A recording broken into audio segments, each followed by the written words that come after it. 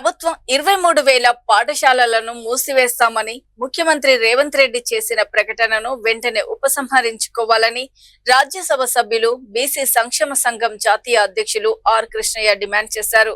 హైదరాబాద్ బషీర్బాగ్ లో బీసీ యువజన సంఘం నాయకులు జిల్లపల్లి అంచి మోడీ రామ్దేవ్ ఆధ్వర్యంలో ఏర్పాటు చేసిన మీడియా సమావేశంలో ఆర్ కృష్ణయ్య మాట్లాడుతూ, ఒకవైపు ఢిల్లీలో ప్రధానమంత్రిని కలిసిన సందర్భంగా ముఖ్యమంత్రి రేవంత్ రెడ్డి విద్య ద్వారానే సమాజం అభివృద్ధి చెందుతుందని ప్రకటనలు చేసి ఇక్కడికి వచ్చి ఏకంగా 23,000 పాఠశాలలు మూసివేస్తామని ప్రకటించడం ప్రమాదకరమైన ప్రజా వ్యతిరేక చర్య అని అన్నారు.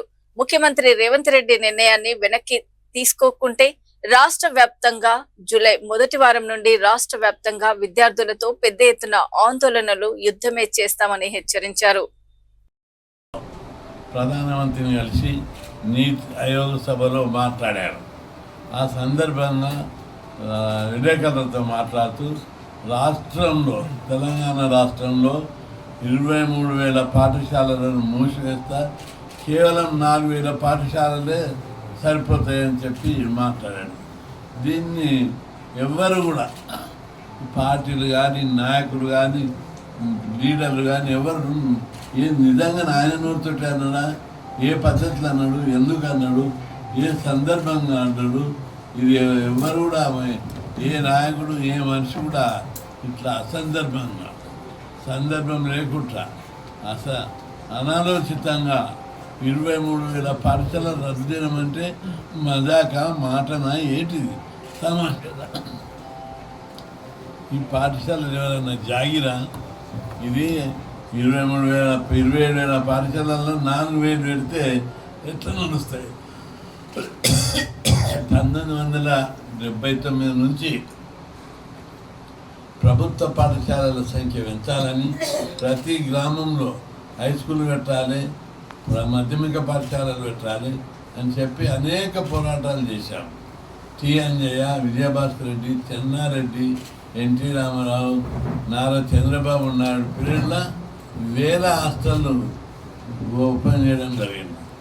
అది చదివి పేద వర్గాలకు ఎస్సీ ఎస్టీ పాఠశాలలో ఖాళీగా ఉన్న టీచర్ పోస్టులు 30,000 ఖాళీగా ఉన్నాయి.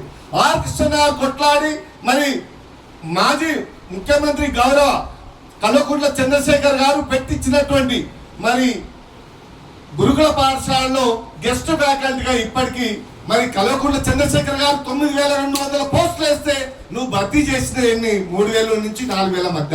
మరి మిగతా పోస్టులన్నీ భర్తీ చేయాల్సిన బాధ్యత నీ మీద లేదా? ప్రభుత్వ పాఠశాలలో ఉన్నటువంటి గెస్ట్ ఫ్యాకల్టీ, అదేవిధంగా అవర్ బేసిక్ టీచర్లను అన్ని కూడా పక్కకు పెట్టి మరి 30,000 పోస్టులు భర్తీ చేయడానికి నీకు బాధ్యత లేదా? నువ్వు పోస్టులు భర్తీ చేయమని చెప్తే నువ్వు స్కూళ్ళను మూసేస్తా అని పెడుతున్నావు రెసిగ్నేషన్ పేరుతో. ఈ రాష్ట్ర ప్రభుత్వంలో మరి ఎటు పోతుంది? అసలు ఏ రకంగా తెలంగాణ ప్రజలు దీన్ని స్వాగతిస్తున్నారో మరి ఉద్యమకారులు ఇలా కన్నెర చేస్తే రాష్ట్ర ప్రభుత్వము కన్నులలో మాడి మసైపోయే ప్రమాదం ఉంది. రేవంత్ రెడ్డి గారు, నువ్వు విద్యా ప్రమాణాలు దెబ్బతిన్న విధంగా స్కూళ్ళను మూసివేస్తే బిడ్డ ఎక్కడికక్కడ ప్రజలు విద్యార్థులు బొందబెట్టే ప్రమాదం ఉంది. నేను